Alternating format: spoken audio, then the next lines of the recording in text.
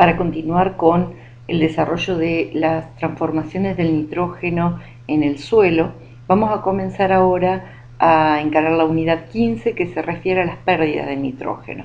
Allí está sintetizado los puntos que corresponden o que tocaremos con respecto de las pérdidas de nitrógeno.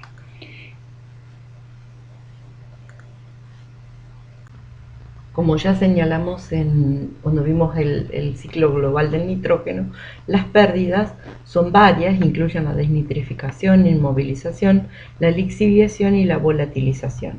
Nosotros ahora nos vamos a concentrar en aquellas pérdidas en las cuales los microorganismos tienen responsabilidad en que se produzcan.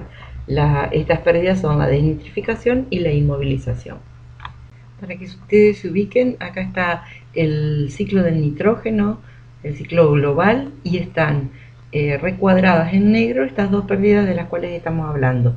La desnitrificación es la pérdida del nitrito y el nitrato en forma de gas, óxido nitroso y nitrógeno gaseoso, y la inmovilización es el paso del nitrógeno mineral, ya sea amonio o nitrato, que va a constituir parte del cuerpo microbiano. La primera pérdida que vamos a ver es la desnitrificación. ¿En qué consiste? En una fuerte reducción de principalmente el nitrato hasta formar óxido nitroso y nitrógeno molecular, que son dos gases que se pierden en la atmósfera.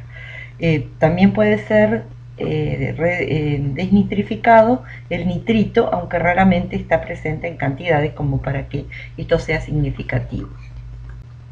Para analizar en qué consiste este proceso, debemos recordar en qué consiste el metabolismo microbiano productor de energía que denominábamos respiración anaeróbica. La respiración anaeróbica de nitratos, si se acuerdan, consistía en que el microorganismo lo que hacía en un ambiente de nula disponibilidad de oxígeno, tomaba alternativamente algún elemento que podía reducir y así poder continuar con su proceso respiratorio pero anaeróbico. En este caso, el elemento que se reduce es el nitrato, y en esta reducción se generan estos gases y se produce esta pérdida. Como ya señalamos, la desnitrificación es una pérdida del sistema, ya que se eliminan del suelo el nitrógeno mineral que se ha formado hasta llegar a nitrato, y la importancia de la eliminación de este ion es que la planta se nutre principalmente de este ion, y en determinadas condiciones ese ion se puede perder y por lo tanto la planta sufrir pérdidas o falta de nitrógeno. Pero por otro lado debemos ver otro aspecto de la desnitrificación, que es la generación de ciertos gases. Hablamos de que la desnitrificación era una pérdida gaseosa en forma de óxido nitroso y de nitrógeno molecular. En general, si uno dice que la pérdida es de nitrógeno molecular, no nos debería preocupar demasiado desde el punto de vista ambiental, ya que el nitrógeno molecular constituye el 78% de la atmósfera. Entonces, una pérdida de este tipo no generaría grandes cambios en la atmósfera. Pero sí la generación de óxido nitroso es un elemento nocivo o negativo para la atmósfera y la vida en el planeta, ya que el óxido nitroso es uno de los gases que más efecto invernadero provocan, porque en mucha menor concentración que el dióxido de carbono puede provocar efectos similares. Los microorganismos que hacen la respiración anaeróbica de nitratos, o sea, lo que denominamos normalmente como desnitrificación, son todas bacterias verdaderas. La mayoría de ellas son heterótrofas, por lo tanto están asociados a altos contenidos de materia orgánica, entre las que podemos señalar a Pseudomonas aeruginosa, Pseudomonas desnitrificans. También dentro de este grupo hay numerosas especies de Bacillus, Rhizobium, Azospirillum. Estos microorganismos, si bien no son los más importantes desnitrificadores, los pongo acá para que ustedes vean que, por ejemplo, Rhizobium lo vamos a ver a posteriori como un microorganismo fijador de nitrógeno. Azospirillum también tiene una cierta capacidad de fijar nitrógeno, como alguna vez ya vimos en unidades anteriores. Estos microorganismos, cuando están en el suelo y se presentan en condiciones de anaerobiosis, ellos utilizan los nitratos para respirar y por lo tanto actúan como desnitrificadores. También hay que señalar que existen bacterias de tipo autótrofas como Thiobacillus desnitrificans. Para que este proceso de desnitrificación se lleve a cabo, se necesita que en el ambiente en el cual se produce se den determinadas condiciones. Por ejemplo, es indispensable que haya anaerobiosis. ¿Por qué hablo de la necesidad de la anaerobiosis? Si ustedes recuerdan lo que vimos como proceso de respiración anaeróbica de nitratos, siempre les expliqué que este era un medio alternativo que disponían los microorganismos para obtener energía. ¿Por qué? Porque tenían enzimas que le permitían, en presencia de oxígeno molecular, recurrir a este como para hacer una respiración aeróbica completa, pero que ante la ausencia de él podían recurrir a hacer la respiración anaeróbica de nitratos. Por lo tanto, si en el ambiente hay oxígeno, la desnitrificación se elimina, ya que los microorganismos prefieren este mecanismo porque les rinde energéticamente mucho más. ¿Qué condición agronómica genera la anaerobiosis? Y básicamente hay ambientes, por ejemplo, los encharcados, que son obviamente o bastante común analizar y fácil de entender de que son ambientes anaeróbicos. En realidad uno habla de un ambiente encharcado, por ejemplo, un sistema arrocero en el cual tenemos el suelo anegado por un determinado tiempo. En realidad nosotros hablamos de anaerobiosis. Sí, existe una gran proporción de anaerobiosis, pero también hay alguna solubilización del oxígeno en el agua, aunque este gas se solubiliza lentamente en el agua, pero también la planta de arroz, por ejemplo, tiene mecanismos por los cuales capta oxígeno por las hojas y lo expulsa en la zona de las raíces. Por lo tanto, tampoco se puede considerar que un ambiente arrocero es 100% anaeróbico. De todos modos, en una arrocera, donde predomina la ausencia de oxígeno, hay grandes pérdidas por desnitrificación, por lo menos en algunos casos. Otro ambiente, a pesar de que no está presente el agua, puede llegar a generar zonas de anaerobiosis, son los suelos que han perdido estructura. Por ejemplo, lo que vemos ahí, donde hay una estructura laminal, donde se ha perdido la estructuración y entonces hay poca difusión de oxígeno en el suelo, que se generan microambientes en el cuales falta oxígeno y por lo tanto los procesos anaeróbicos, incluida la desnitrificación, cobran importancia. Otra condición indispensable para que el proceso de desnitrificación se dé es que en el ambiente haya nitratos para que se puedan desnitrificar. Esto parece obvio, pero también hay que considerar lo siguiente: no en todos los ambientes el nitrato es posible de ser formado, ya que, como ustedes vieron en otras clases, el proceso de nitrificación requiere de la presencia de oxígeno. Entonces, si un ambiente es anaeróbico y permanentemente permanece, por ejemplo, en una condición de encharcamiento, la formación de nitratos es casi inexistente y por lo tanto, consecuentemente, la desnitrificación casi no existe. Este caso, por ejemplo, se da en sistemas arroceros en los cuales se planta arroz que ha sido pregerminado en otro lugar y se coloca en los suelos que están permanentemente bajo agua. En esas condiciones, la desnitrificación se hace prácticamente nula. Otros factores que favorecen el proceso de desnitrificación son la temperatura y el pH. La temperatura, como lo vemos señalado en la diapositiva, tenemos que los rangos de temperatura van desde los 5 a los 75 grados con óptimo cercano a los 65. Este es un mecanismo claramente termofílico y las temperaturas altas, como vemos, favorecen el proceso, lo que lo hacen importante en un ambiente arrocero, que es un cultivo de verano, donde se da claramente el proceso, la situación de anaerobiosis necesaria para que este proceso se cumpla. Otro de los factores, el pH, va de los 5 a los 8. Y como último tema de factor ecológico, vamos a analizar el efecto de la materia orgánica. En general, consideramos que la presencia de microorganismos de tipo desnitrificantes están asociados a la presencia de la materia orgánica.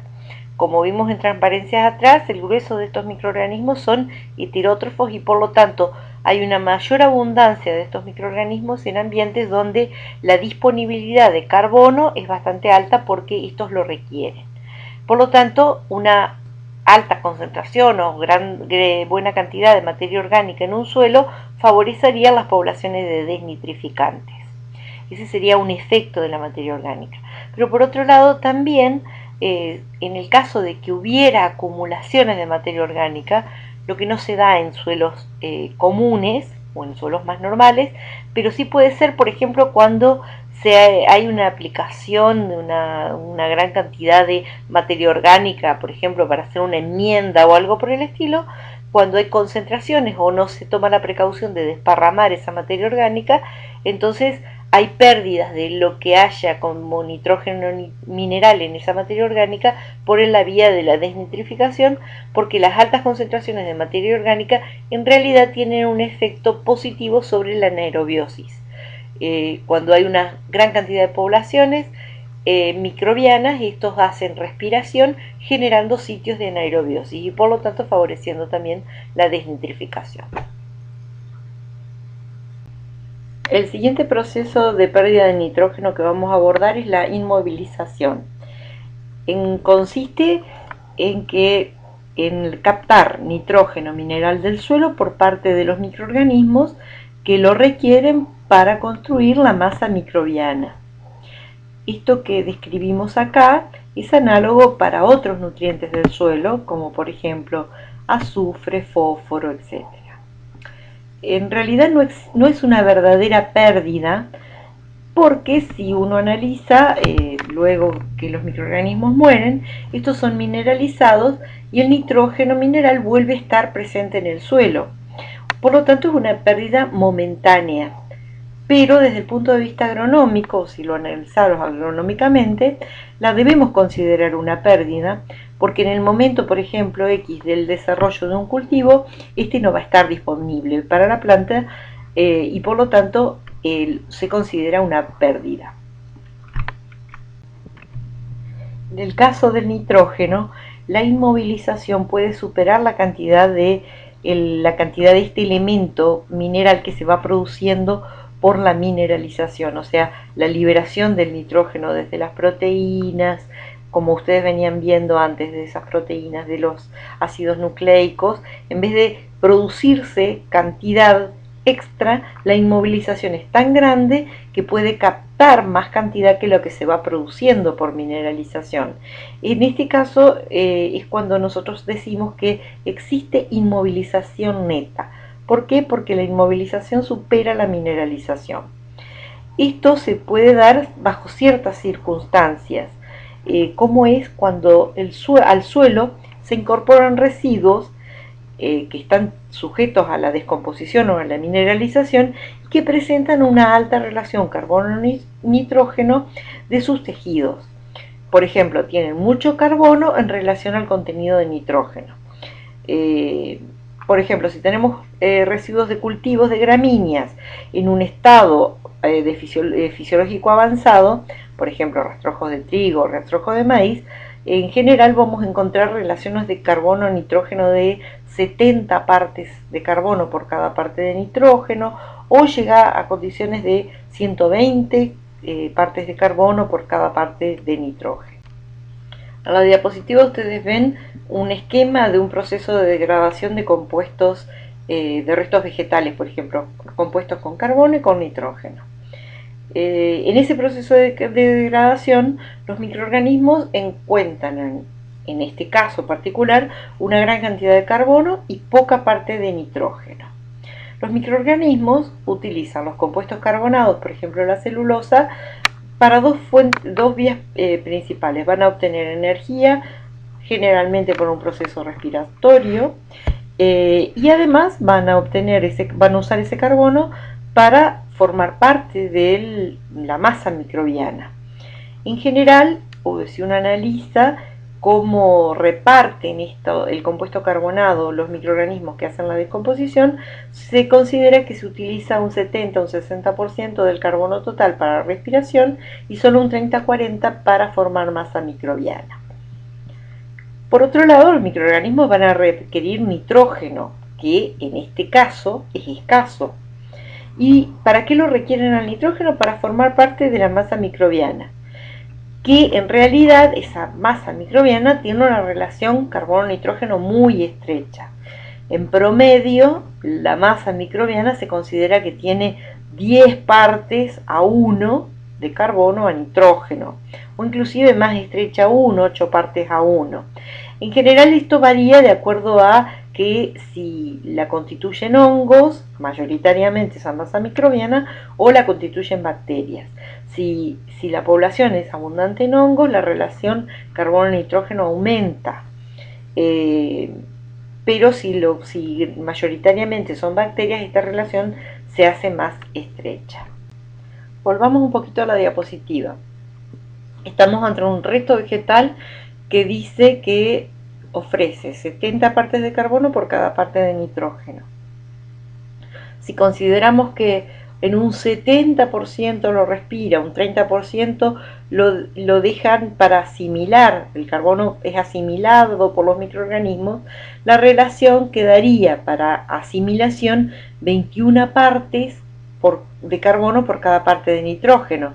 Pero la masa de microorganismos, como dijimos recién, requiere de una proporción menor, en promedio 10 a 1, como dijimos recién. Entonces, ¿qué estaría pasando? Sobrando carbono. ¿Qué hace la masa microbiana para poder seguir creciendo y por lo tanto degradando el resto vegetal? Va a captar del pool inorgánico del suelo, o sea el nitrato y el amonio, y así restablecer la relación que necesita para su crecimiento. Entonces, como dijimos recién, ¿qué provoca el proceso de inmovilización? La escasa cantidad de nitrógeno en el resto hace que la masa microbiana se encuentre carbono disponible como para su crecimiento, le falta nitrógeno y por lo tanto recurre al nitrógeno mineral del suelo, captándolo y por lo tanto inmovilizándolo. Ahora bien, ¿qué es lo que ocurre si no hubiera ese nitrógeno mineral en el suelo? Y el proceso de lentificación se detendría o se haría más lento. ¿Por qué? Porque en realidad la masa microbiana no está capacitada como para crecer y explotar ante la presencia de un sustrato descomponible. Ahora, ¿qué es lo que va ocurriendo a lo largo del proceso de descomposición? A medida que va progresando este proceso, la masa microbiana también pasa a ser parte del resto, porque también los restos microbianos son sujetos a la mineralización. Ustedes por eso ven esa flecha que de la biomasa microbiana llega o vuelve al resto vegetal. ¿Por qué? Porque cuando los microorganismos mueren, pasan a formar parte del resto y que provocan que la relación carbono-nitrógeno se estreche. Ahora, ¿por qué se estrecha? En realidad, porque a lo largo del proceso de descomposición, parte del carbono se va eliminando a la atmósfera por el proceso respiratorio, porque se genera dióxido de carbono. Sin embargo, el nitrógeno en el ciclo se va volviendo a poner a disposición de los microorganismos que están descomponiendo y por lo tanto este nitrógeno queda esencialmente más constante. Consecuentemente, cuando se incorpora un rastrojo de alta relación carbono-nitrógeno, si uno midiera la evolución del nitrógeno mineral en el suelo, pasaría algo como lo que se describe en ese gráfico. Inicialmente hay una cierta cantidad de nitrógeno mineral acumulada en ese suelo. Al incorporarse al rastrojo, este nitrógeno va a ir disminuyendo por el proceso de inmovilización, y pasado cierto tiempo ese nitrógeno empieza a volver a estar disponible cuando el rastrojo se va haciendo cada vez más rico en nitrógeno y por lo tanto bajando su relación carbono-nitrógeno como describimos recién. Bueno, nosotros hablamos de inmovilización neta como el proceso de inmovilización que nos interesaba desde el punto de vista agronómico, y hablamos de que una alta relación carbono-nitrógeno generaba ese proceso de inmovilización neta. Ahora, ¿qué significa una alta relación carbono-nitrógeno? Hablamos hoy de relaciones de 71 o inclusive mayores. Se considera que una relación cercana a 25 partes de carbono por cada parte de nitrógeno se considera la relación de equilibrio, donde la inmovilización y la mineralización se equiparan y por lo tanto no hay un efecto de depresión en el nitrógeno mineral del suelo. Esto lo encontramos en general en leguminosas en estado de floración. Por ejemplo, una alfalfa en floración podríamos dar en esas relaciones carbono-nitrógeno. Allí se ven, por ejemplo, para la paja de cereales, por ejemplo, como les dije hoy, trigo, maíz, las relaciones de 80-1, inclusive hasta un poco más bajas de 30-1. Hablé de pajas de cereales, o sea, el cereal en estado avanzado de desarrollo, pero si nosotros hablamos de abonos verdes, por ejemplo, un trigo en macollaje, la relación carbono-nitrógeno es mucho más baja, porque ustedes saben que las células vegetales van cambiando la composición a lo largo de su ontogenia. Y ahí también vemos un caso particular, que es el caso de las maderas. Las relaciones carbono-nitrógeno en los bosques son muy altas, sumamente altas, 400 partes a 1, 800 partes a 1. Eso tendería a hacernos pensar que ahí hay una fuerte inmovilización, lo cual en realidad no ocurre. Y el fenómeno que se da es el siguiente. En realidad hablamos de un carbono, pero un carbono susceptible a ser descompuesto. En las maderas, como habíamos visto en el ciclo del nitrógeno, el grueso de su composición es lignina, y la lignina provee un carbono de prácticamente nula posibilidad o escasísima posibilidad de ser sustrato para los microorganismos. Por lo tanto, a pesar de tener una altísima relación carbono-nitrógeno, los bosques y las zonas de maderas en realidad no generan procesos de inmovilizaciones marcados, porque el carbono no es un carbono disponible y por lo tanto tampoco hay requerimientos mayores del nitrógeno para el proceso de degradación. Para terminar de entender los procesos de mineralización e inmovilización que pueden prevalecer frente a distintos restos con distintas relaciones carbono-nitrógeno, vamos a analizar por un lado lo que puede pasar en un trigo en estado avanzado y en una alfalfa en estado joven, qué es lo que ocurre con la inmovilización y la mineralización. En el lado izquierdo tenemos el trigo. Hacemos un análisis sobre unos 5.000 kilos de materia seca. Tenemos materia seca 5.000 kilos con 40% de carbono y 0,5% de nitrógeno. Eso haría una relación de aproximadamente 80 partes de carbono por cada parte de nitrógeno. O sea, estaríamos ante un resto de elevada relación carbono-nitrógeno que, según lo que venimos viendo, favorecería el proceso de inmovilización. Vamos a analizarlo en términos de cantidades de elementos. Si consideramos que 40% de los 5.000 kilos de materia seca, ¿cuánto carbono estaría suministrando el trigo? Y unos 2.000 kilos de carbono. Si analizamos el nitrógeno, ese 0,5% de 5.000 nos daría que estaría suministrando unos 25 kilos de nitrógeno. Hoy hablamos de que del carbono solo el 30% es requerido por parte de la masa microbiana para constituir esa masa microbiana. El 70% se liberaba a la atmósfera por el proceso respiratorio en forma de dióxido de carbono, ¿no es cierto? Bueno, entonces, ¿qué nos quedaría si le aplicamos el 30% a los 2000 kilos de carbono? Y unos 600 kilos de carbono para ser asimilado por la masa microbiana. Ahora, esa masa microbiana sabíamos que tiene una relación de 10 partes a 1. Si le estamos ofreciendo 600 kilos de carbono, obviamente lo que necesita en nitrógeno serían unos 60 kilos de nitrógeno.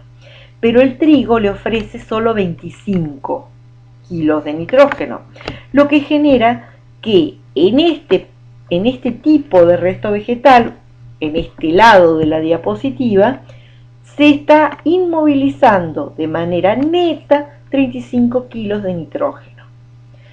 ¿Qué es lo que pasa en el lado derecho de la diapositiva? Tenemos al proceso de degradación de una alfalfa relativamente joven. También consideremos 5.000 kilos de materia seca de alfalfa con 40% de carbono y ahora sí con una gran cantidad de nitrógeno en su composición, un 3% de nitrógeno que contiene ese resto. Lo que hace una relación carbono-nitrógeno baja de 13 partes a 1.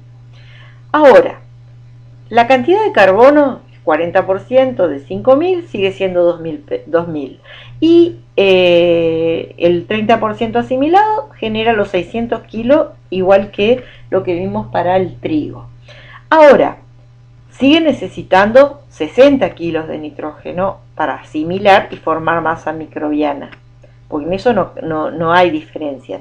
La diferencia está en que la alfalfa, si nosotros aplicamos el 3% sobre los 5.000, nos está dando 150 kilos de nitrógeno. Y para hacer el cuerpo microbiano, o mejor dicho, la masa microbiana, de los 150 kilos que ofrece esa alfalfa, solo 60 kilos lo va a asimilar la masa microbiana. ¿Qué genera esto? Que en el proceso haya una mineralización neta de 90 kilos de nitrógeno.